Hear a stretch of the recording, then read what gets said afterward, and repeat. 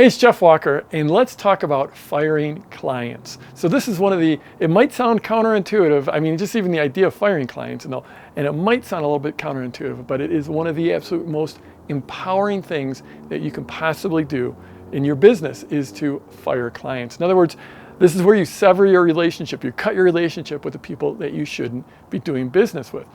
So this is the deal. There are some people out there in the world you don't want as clients. And when you're starting out in your business, it's almost like, there's always a little bit of desperation when you're first starting out. It's like, is anyone going to buy my stuff? I just need to bring in some money. I need some clients. I need some validation. And you can be just have this, you just want to take anyone and everyone. But the reality is you don't want everyone. And as soon as you can make that evolution, I'll tell you what, the first time you fire a client, it is so unbelievably empowering. Because all of a sudden you're sort of telling yourself, you're telling the universe, I'm not desperate.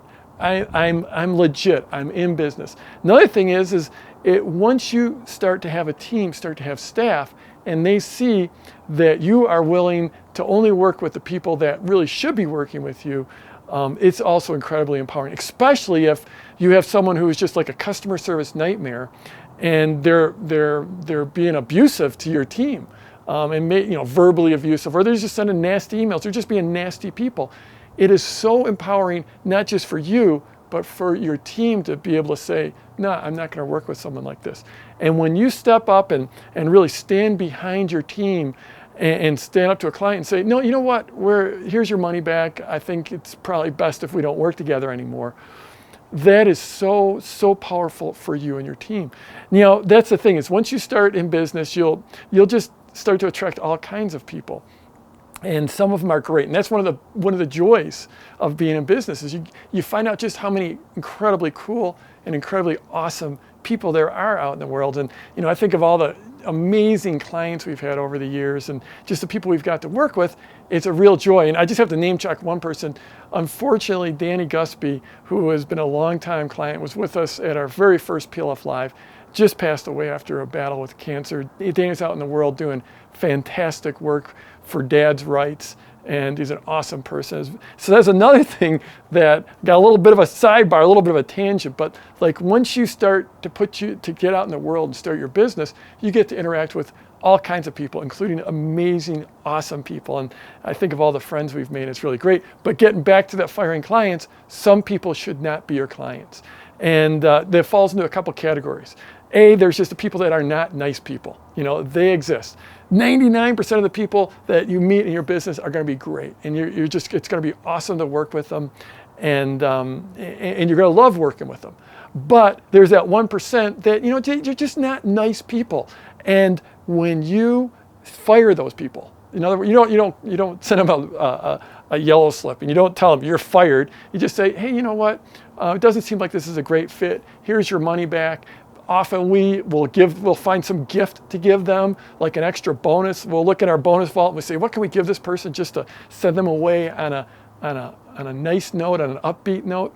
But the reality is some people, it's that addition by subtraction. You take your relationship with them out of your business and your business will grow. Your team will see you do that. It makes you so much more powerful. Then the other category are people that just, like, they might be great people, but they're just not a good fit for you. For some reason, you can't help them. They're just not they're not the people you want to be a hero to. I shot a video about that. If you want to work with the people that you want to be a hero to, and they're just not the right fit. They don't have for some reason they're not working, or they're just not taking any action with with your product, your material, your program, your teaching. And those are the ones that it's best, to just not work with them. So the sooner you can make this evolution from sort of having your doors open and taking everyone in, and we all start off that way. We really do, because we all start off just can't wait for that next sale. But the sooner you can make that transition, and the sooner you get to, where you can just say no to people, even after they've given you money, give them their money back and just say, you know what, I think this is probably a good time for us to part ways.